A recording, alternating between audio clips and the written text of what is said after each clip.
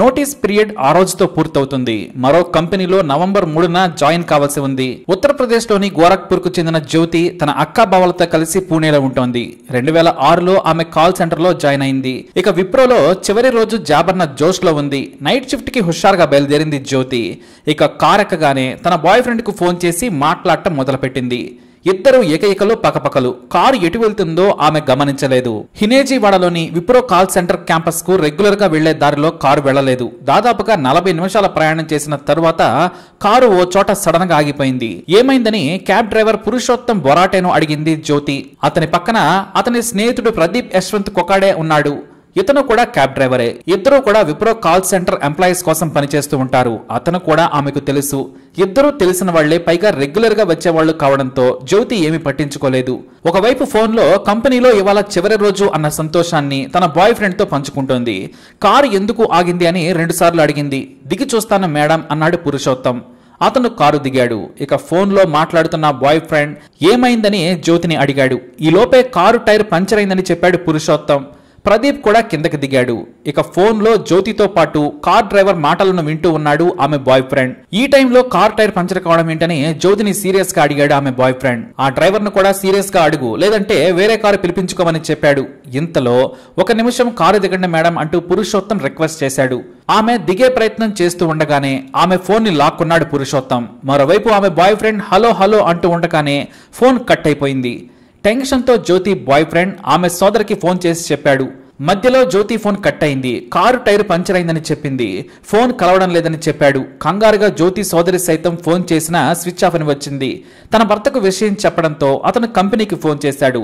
వాళ్లేమో పర్వాలేదు వస్తుంది, tension పడక్కర్లేదు, car tyre puncture అయి ఉంటుందని చెప్పారు.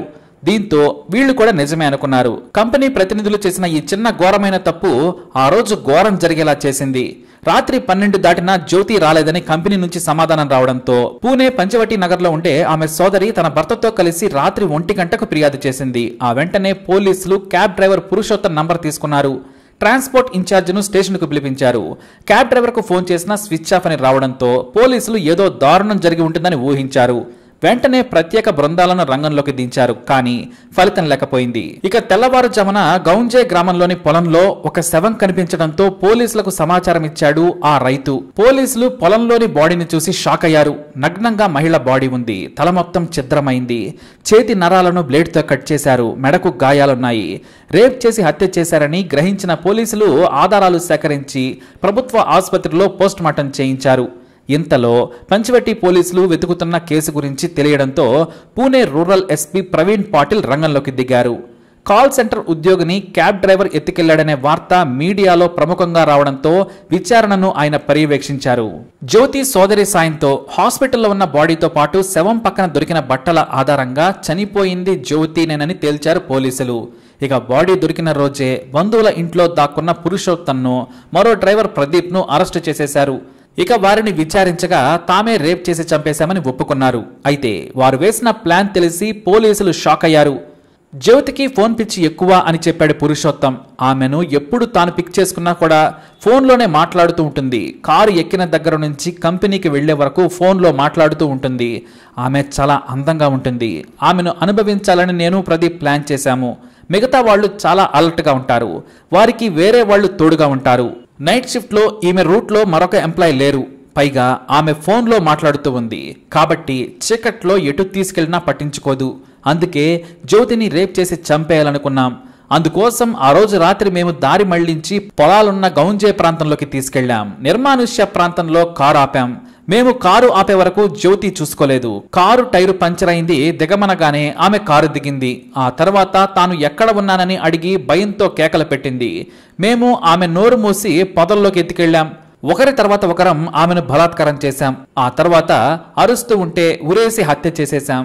వెళ్లేటప్పుడు బాడీని గుర్తుపట్టకుండా రాళ్లు వేశామని చెప్పాడు. ముందుగానే ప్లాన్ వేసి ఆ రోజు రాత్రి ప్రదీప్ ను పిలిచానని చెప్పాడు పురుషోత్తం.